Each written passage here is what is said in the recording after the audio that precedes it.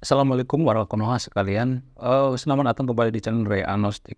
Ada beberapa pertanyaan-pertanyaan yang selama ini saya pendam ya. Jadi ini pertanyaan semacam pertanyaan keresahan saya sendiri gitu. Jadi mungkin antara sahabat yang nonton video ini, tolong bantu jawab ya keresahan-keresahan saya ini. Eh, ini berhubungan dengan agama ya, terutama agama samawi. Saya menyebutnya dengan pertanyaan $1 juta. Artinya, kalau bisa menjawab pertanyaan ini, saya sangat salut. Saya merasa bahwa yang bisa menjawab pertanyaan ini adalah orang yang spesial, orang yang sangat-sangat cerdas, orang yang sangat-sangat saya hormati. Pertanyaan pertama adalah, kisah dalam agama samawi atau agama Abrahamik atau agama pewahyuan atau agama yang turun dari langit seperti agama Kristen, agama Yahudi, agama Islam dan lain sebagainya.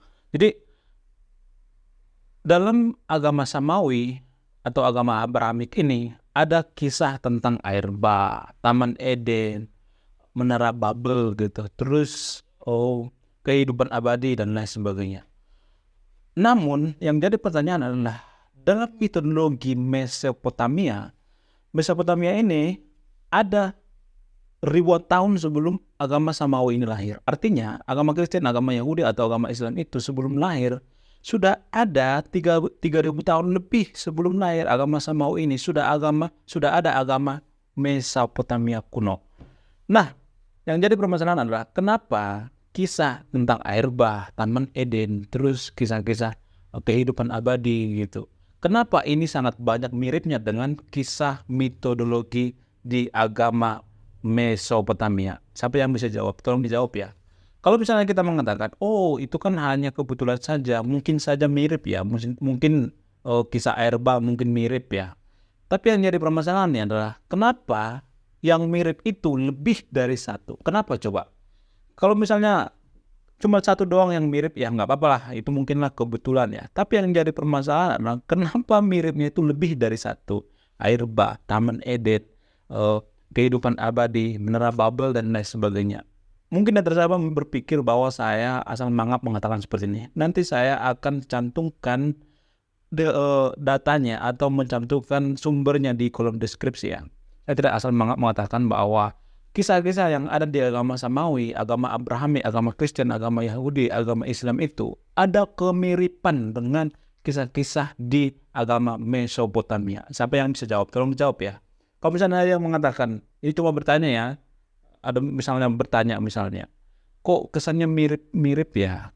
Kok seperti dicomot-comot gitu ya? Kalau cuma mirip satu ya nggak jadi masalah. Ini lebih dari satu gitu. Kok kesannya seperti skripsi gitu dari kampus satu ke kampus yang lain atau mungkin skripsi dari daerah yang lain ke daerah ini gitu. Kok kesannya seperti itu ya? Saya cuma nanya ya. Saya tidak mengatakan bahwa isi kitab suci agama Samawi itu mungkin dicomot ya dari agama Mesopotamia misalnya. Saya tidak mengatakan seperti itu ya. Kenapa banyak kemiripan? Itu yang saya pertanyakan. Kenapa banyak kemiripannya?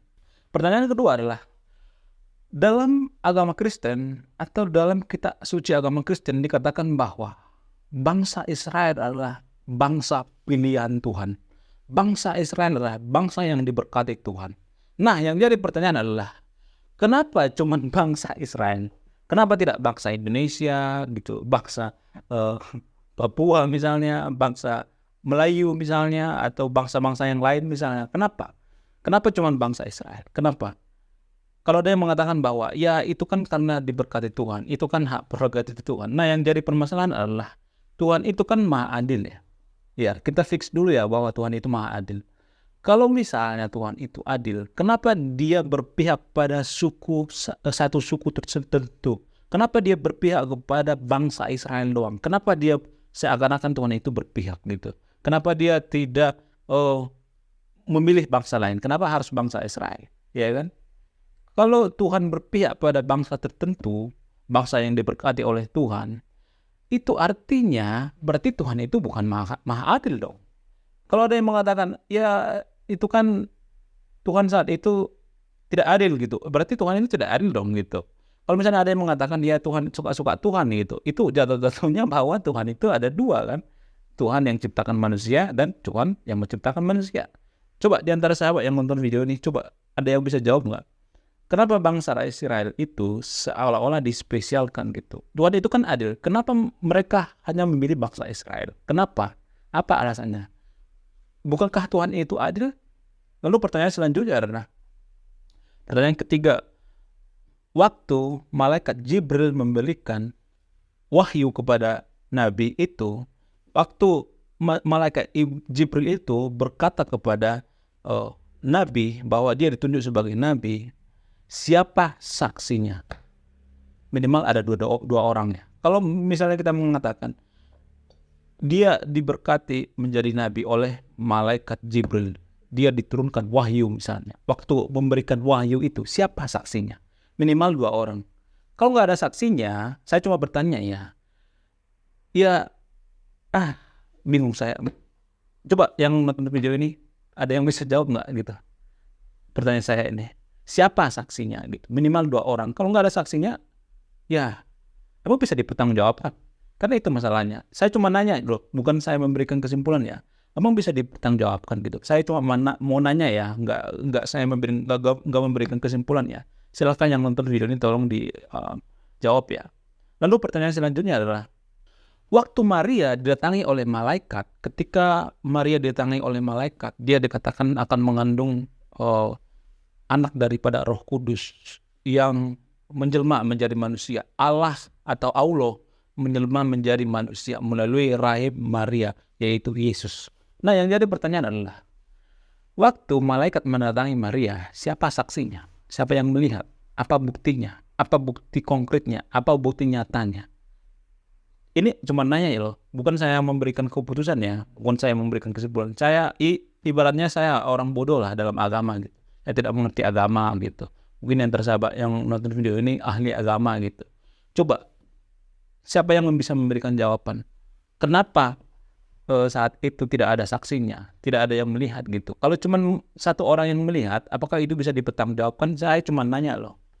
Lalu pertanyaan selanjutnya adalah, kalau manusia itu berasal dari Adam dan Hawa, diciptakan Tuhan dari tanah misalnya, lalu kenapa ada di dalam tubuh manusia itu sisa-sisa evolusi? Misalnya, salah contoh misalnya, tulang ekor manusia itu kan ada kan, itu kan sisa-sisa daripada evolusi. Bulu kita ini kan sebenarnya sisa-sisa dari evolusi gitu. Kenapa harus ada seperti itu? Lalu kenapa DNA manusia itu sangat mirip dengan DNA simpanse? Kenapa mirip banget? Kenapa ada sisa-sisa evolusi zaman sekarang ini di tubuh manusia? Ada seperti gusi misalnya nggak pakai, usus buntu dan lain sebagainya. Itu kan sisa-sisa daripada evolusi ya. Kalau manusia itu berasal dari Adam, kenapa ada sisa-sisa evolusi di tubuh manusia seperti tulang ekor dan lain sebagainya? Kenapa? Coba di antara sahabat yang nonton video ini, anggap saja saya nggak mengerti agama. Anggap saja saya tidak mengerti agama. Anggap saja saya bodoh tentang agama. Siapa yang bisa jawab? Tolong dijawab ya. Dalam kitab suci agama tertentu, agama Kristen misalnya, di agama Kristen dikatakan bahwa kamu tidak boleh bercerai kecuali diceraikan oleh maut gitu. Akan tetapi di ayat kitab suci lain dikatakan, di ayat lain dikatakan bahwa bisa aja bercerai kalau salah satu berzina misalnya. Jadi ini kan semacam kayak pasal karet ya. Awalnya katanya harus maut yang memisahkan. Sementara di ayat yang lain dikatakan bahwa harus ada syaratnya, misalnya ada yang salah satu yang berzina, selingkuh dan lain sebagainya. Berarti ada syarat untuk cerai juga gitu. Jadi semacam pasal karet gitu. Pertama dikatakan nggak bisa, dan kedua dikatakan boleh. Kalau misalnya dikatakan dari awal itu nggak boleh apapun syaratnya gitu, ya nggak boleh kan. Tadi kan maut kan, dipisahkan maut. Ini ada ayat yang lain juga. Jadi semacam ada kontradiktif gitu. Di agama kita suci tertentu juga ada yang mengatakan perangilah kafir gitu. Perangilah kafir. Tapi di ayat yang lain juga ada yang mengatakan kamu harus bersahabat dengan kafir. Kamu harus menghormati kafir. Kamu harus akur dengan kafir. Jadi ayat ini semacam kontroversi ya. Kontradiktif gitu. Di satu ayat mengatakan kok perangilah kafir. Jangan bersahabat dengan kafir gitu. Sementara di ayat lain mengatakan bahwa kamu harus menghargai kafir gitu. Karena surga itu adalah hak prerogatif Tuhan gitu. Walaupun kafir kita tidak tahu bahwa dia masuk surga apa enggak kan. Surga itu adalah hak prerogatif Tuhan. Tidak ada yang tahu bahwa manusia itu masuk surga atau tidak. Dalam agama tertentu diklaim bahwa surga itu adalah hanya milik agama mereka. Nah, yang jadi pertanyaan adalah kenapa? Kalau misalnya Tuhan menciptakan manusia itu kan ciptaan Tuhan semua kan. Nggak ada istilahnya ini bukan ciptaan Tuhan, ini semua ciptaan Tuhan lah gitu. Kalau misalnya hanya agama tertentu yang diberkati untuk masuk surga, terus agama lain gimana? Masa nggak masuk surga? Kenapa ada agama yang mengklaim bahwa mereka yang punya surga, yang punya kapling surga?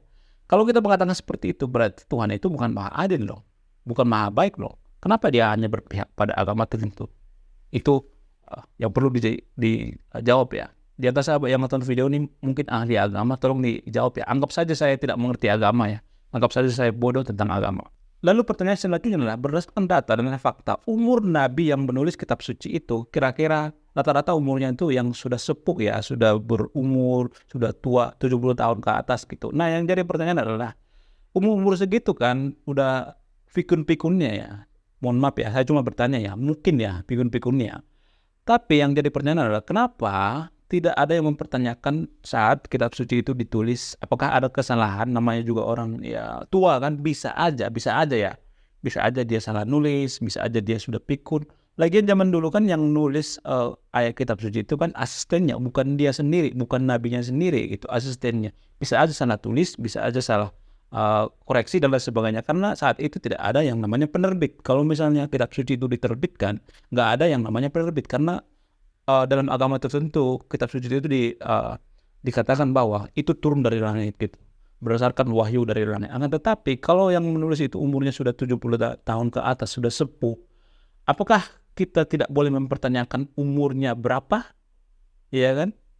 Lalu pertanyaan selanjutnya adalah, pada faktanya ada 3.000 agama di dunia ini, 3.000 agama lebih.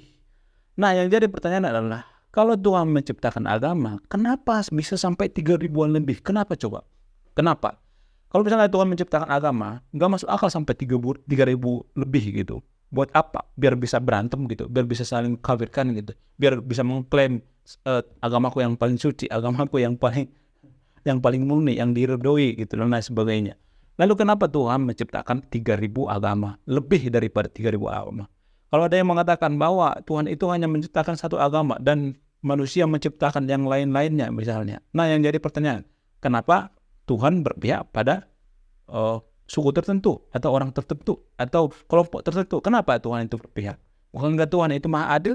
Secara antropologi ada beberapa sejarah-sejarah kelam seperti sejarah agama Samawi ya, yang perang, misalnya perang salib gitu, antara Katolik dengan Protestan juga perang, antara Islam dengan Kristen juga perang zaman dulu. Nah, yang jadi permasalahan adalah kenapa bisa terjadi perang agama? Bukankah Tuhan itu maha kuasa? Kenapa dia nggak stop saat itu perang agama? Kenapa? Dia kan maha kuasa, dia bisa menciptakan bumi dan langit secara semua isinya. Akan tetapi untuk menghentikan perang dia tidak bisa. Kenapa? Kenapa Tuhan tidak menghentikan perang saat itu? Apakah Tuhan nggak kasihan sama manusia yang mohon maaf ya, bunuh-bunuhan karena merasa agamanya yang paling benar, agamanya yang paling suci, ajarannya yang paling benar, dan lain sebagainya. Nah, pertanyaan selanjutnya adalah, kalau agama itu mengajarkan kedamaian misalnya, kenapa dalam kitab agama tertentu ada semacam ajakan untuk membenci suku lain gitu, ras lain gitu, Yahudi misalnya, dan lain sebagainya gitu. Contoh misalnya, mungkin dari sahabat ini nggak percaya saya mengatakan seperti ini, coba googling di Google gitu. Ada agama tertentu yang sengaja menyuruh gitu memerangi agama lain misalnya, memerangi suku lain tertentu, semacam rasis gitu. Kenapa bisa seperti itu? Apa masalahnya? Apa alasannya? Bukankah agama itu untuk kedamaian? Kenapa ada ayat-ayat tertentu dalam kitab suci agama tertentu yang mengajarkan kebencian-kebencian, yang mengajarkan sesuatu hal yang tidak baik, misalnya membenci suku tertentu dan lain sebagainya? Padahal kan agama itu kan membawa kedamaian ya. Bukan berarti saya mengatakan bahwa agama itu jelek semua, enggak, ada kebaikannya. Tapi kenapa ada ayat-ayat tertentu yang mengajarkan untuk mohon maaf ya, sedikit rasis gitu, untuk membenci suku lain gitu dan lain sebagainya? Kenapa seperti itu? Bukankah agama itu menciptakan kedamaian? Nah, yang jadi pertanyaan selanjutnya adalah, waktu kitab suci itu diterbitkan, bukan diterbitkan sih, maksudnya ditulis gitu, dirampungkan gitu jadi kitab suci. siapa yang menjadi penerbitnya? Zaman saat itu kan belum ada penerbit ya. Ya bisa aja salah tulis gitu. Alkitab agama tertentu misalnya salah tulis apa segala macam gitu. Bisa aja nggak bisa dipertanggungjawabkan gitu. Kenapa saat itu nggak ada penerbit gitu? Berarti kitab suci itu lahir dengan tanpa diseleksi gitu, maksudnya tanpa distorter gitu. Siapa tahu salah penulisan, siapa tahu kejadiannya tidak seperti itu, karena yang menulis kitab suci itu kan umurnya sudah sepuh ya, rata-rata sepuh gitu, 70 tahun ke atas gitu. Lalu pertanyaan yang terakhir adalah, kenapa justru negara yang tidak beragama itu seperti negara Swiss, Finland, Norwegia dan lain sebagainya menjadi negara yang damai gitu? Kenapa negara yang nggak beragama, yang tidak mengenal agama, yang tidak peduli dengan agama, justru negara yang paling damai? Tapi, mohon maaf ya, justru negara yang paling beragama itu seperti Afghanistan, Suriah, Yaman dan lain sebagainya, justru adalah negara yang paling tidak aman menurut data ya. Nanti data saya akan tampilkan di deskripsi. Bukan saya mau asal ngomong seperti ini ya, menurut data. Kenapa bisa seperti itu? Kenapa justru negara yang tidak mengenal agama itu lebih damai daripada negara yang tidak mengenal agama? Silahkan dijawab ya. Kalau di antara sahabat yang nonton video ini bisa menjawab, saya sangat menghormati. Anda adalah orang yang sangat cerdas. Anda adalah orang yang sangat mulia. Saya Ray Konoha, salam rasional.